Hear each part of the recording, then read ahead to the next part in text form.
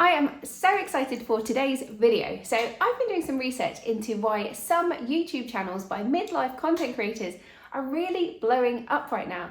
And I actually found that there were just 4 commonalities across these channels, which the creators themselves credit with them really blowing up.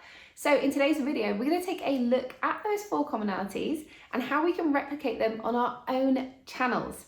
I'm going to be focusing on 2 content creators in particular to give us examples of these. Now, the last factor is by far and away my favourite.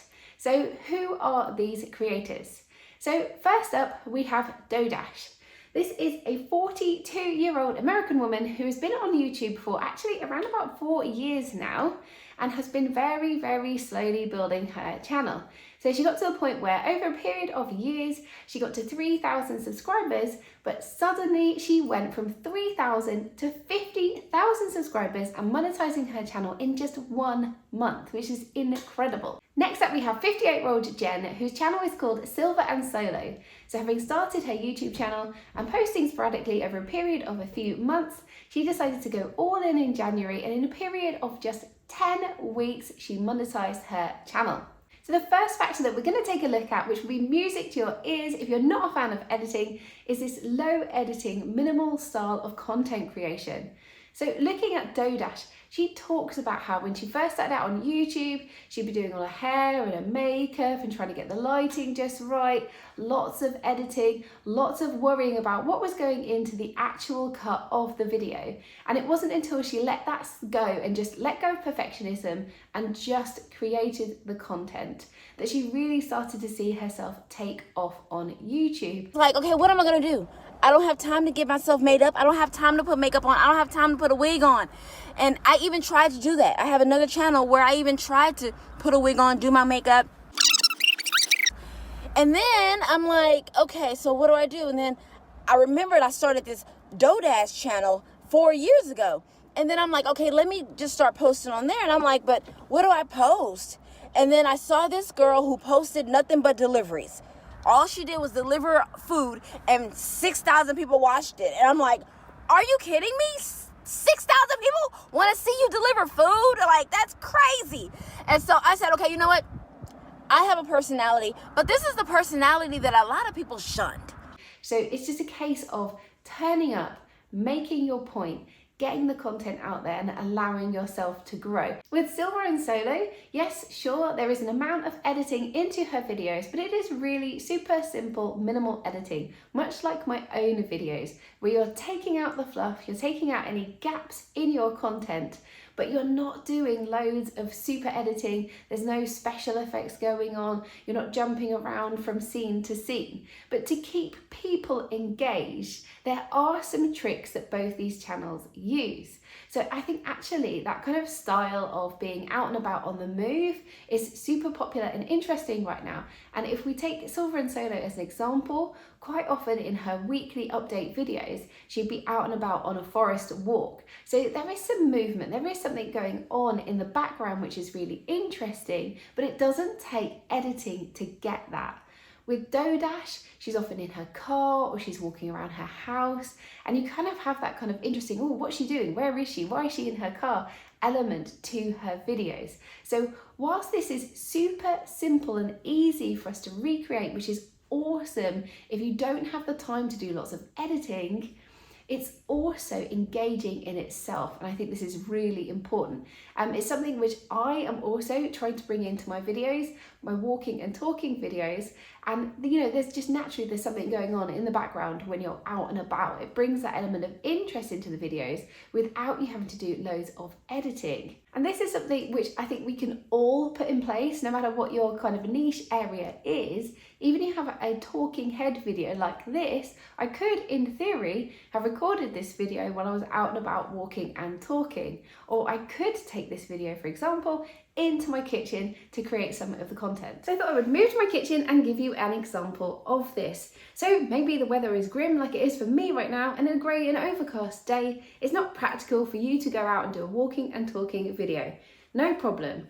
Move around and walk around your house. All you have to do is cut out the dead space between the scenes, but that's really super low editing. You don't need to be putting in expensive B-roll into your videos, and you don't need to be worrying about jump cuts, etc., and sound effects and all of that jazz.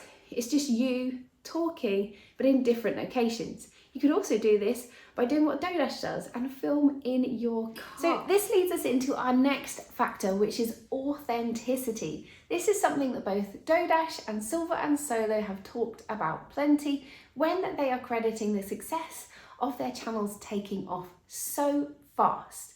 They both talk about authenticity, and this is something that I have talked about on this channel.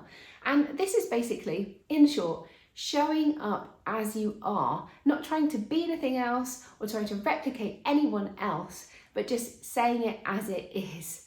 And I think this is something which the midlife content creators really bring to the table so well. We have all that life experience behind us that we can lend to others. Generally speaking. And God was like, you remember that time you saw that video and she had a simple thumbnail and it clicked and you was like, so people just want you to be yourself?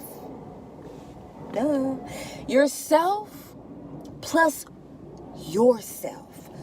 It's not about you. It's about what you are best at. Generally speaking, us midlife content creators tend to be aiming our content at other midlife content creators. We can bring our experience, our take on life, our authenticity forward. This was something in the past that I was quite scared of doing. Not that I knew it or acknowledged it at the time, but I can see it now. I was looking at other content creators and wondering how I could make my content like theirs, when I should have just been turning up as myself and saying it like it is, like warts and all, and not trying to portray this kind of perfect imagery. I think this is something that we have just in general, midlifers in general, have become sick of when it comes to social media. It's that representation of the perfect life that we all know we are not living. Life has highs and it has lows, ups and downs. And I think people in general are really sick of just seeing the highlight reel. They want authenticity, they want realness. Now that doesn't have to mean that you're ripping the band-aid off and giving them the worst aspects of your life, just that you are being genuine and true and real, and that you are showing both sides of the story. Now that's something that I'm trying to bring over to my channel here when I talk about in my weekly videos, like what's working well, but also what's not working so well, what I might change going forwards, and not just bringing forward all the best bits of my experience. I don't think that helps anyone at the end of the day, and it leaves viewers feeling a bit rubbish about themselves. So that authenticity, it's what people are craving, it's what people are responding to so well. And you know, it's tough for us midlifers. We've come from a point in life, we've come from an upbringing, I think, where for a lot of us, perfectionism is like ingrained into us. We're always trying to be the best. And I mean, that's awesome. But we also need to talk about the struggles and realities that we face and let go of that perfectionism. So it's only in letting go of that perfectionism that we can really grow, both personally and our YouTube channels. So bear with me for this next one, because I know it's not everyone's favourite, but it is consistency. This is something that both Dodash and Silver and Solo talk about. Now, in Dodash's case, she had actually been running her YouTube channel for quite a long time, which I think is something that escapes a lot of people when they're talking about her sudden success. Is it really sudden success? Because what she talks about is how she had been in the YouTube game for a long time and it hadn't really been working out for her. So she tried various different things and she'd been posting for over 3 years when she started to see any real success on YouTube. One of the things that really helped her was being consistent. So in that consistency and just turning up and having that belief in herself, even when she wasn't seeing the results. Now this is such a tough one, and it's something which I have struggled with throughout my YouTube journey over the last 2.5 years, and it's something that I still struggle with now. How do you keep turning up, showing up and being consistent when you're not seeing results? Putting that faith in the future is so hard, and it's something which Silver and Solo talks about too. So with Silver and Solo, with Jen, she started up her YouTube channel and she posted sporadically to it over a period of months. She had built up to, I believe it was around about 70 subscribers before she got to the January, and she thought, this is it. Now is the time to be consistent, go all in and see what I can achieve. I would really urge you to have a look at Silver and Solo's monetization series, because I personally found this really useful for my own journey here and my own consistency. I think it's really interesting that for Silver and Solo, it wasn't a case of during that 10-week period from January that she picked up nicely, and each month she was seeing that momentum that kept her going, because I think for so many of us, it is that momentum, right, that keeps us going.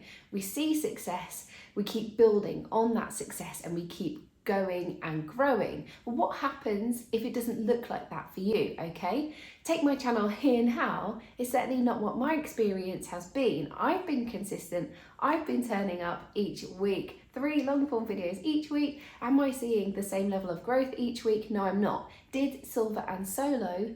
No, she didn't. And I found this really interesting. In fact, in that 10-week period, she had 1 week that she talked about where all things seemed to go wrong, right?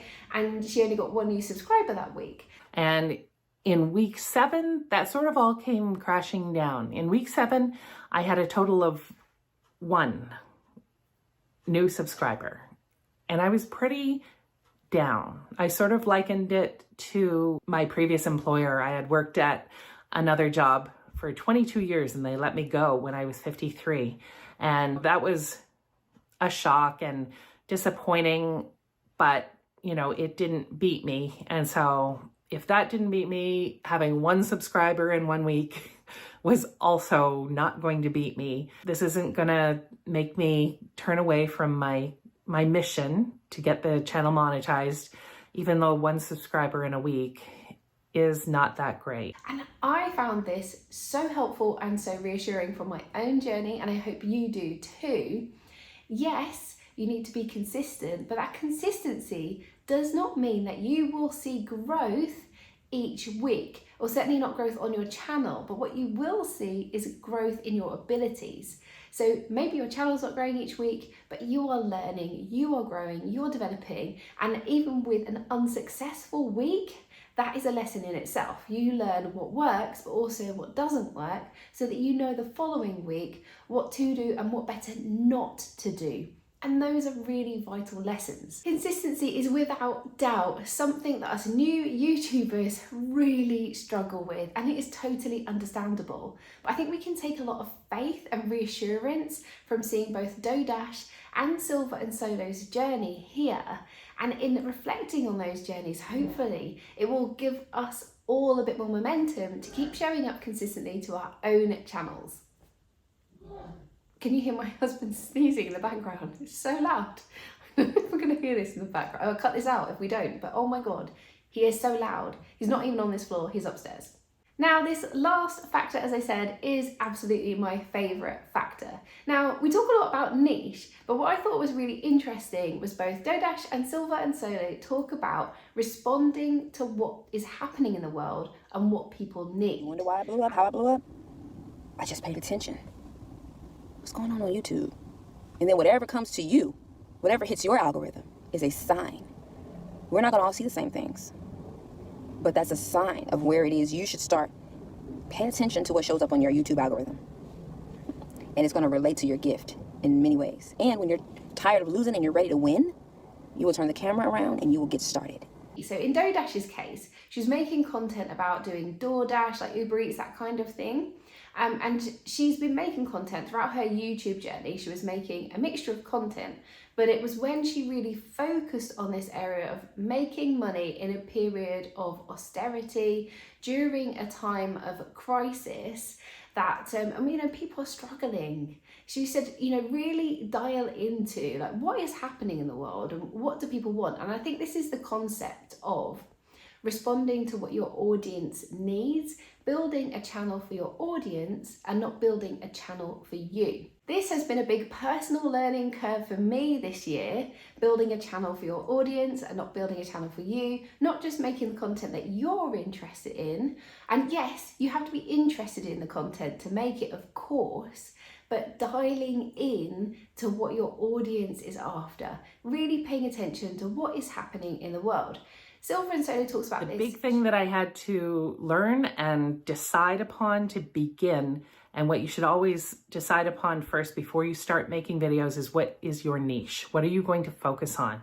Figure out what you're going to make videos about. But looking through the comments on that week 7 analytics video, someone made a comment and asked to know more about my experience of being let go from a job I had been at for 22 years. And so I thought, okay, yeah, I can do that. Why not? And in week 8, in the analytics video, that job loss video had driven subscriptions and driven views that week. 29 new subscribers, better than 1. And it was, sort of an eye-opener that if you listen to the people in your comments, you can learn what people want to see. And that would be my next tip is listen to your commenters, listen to the people who are already subscribed to your channel. What do they like to see from you? And I was willing to change my niche. The next tip keeps on rolling from that one, and it is, if something is working, double down on it. She talks about aiming to be in a niche. She set it out aiming to be in a niche, and she was making a bit of like travel content, traveling whilst single and in your midlife as a woman. But it was when she made a video about having lost her job, coping with that financially, that her channel started to see more success. So she talked about like having a niche, but also being adaptable, responding to your audience, seeing what they need and making more of that. Now, I have definitely made this mistake in the past of not following this advice. So with my original channel, I had a couple of opportunities where I could have taken my channel down a different path in order to see more success. So I was making content in the first place, which ignited a spark in my audience, but I failed to react to that. This led to me actually creating a whole new second channel on my health and fitness journey, which is a channel that it is still ongoing and I'm growing that now.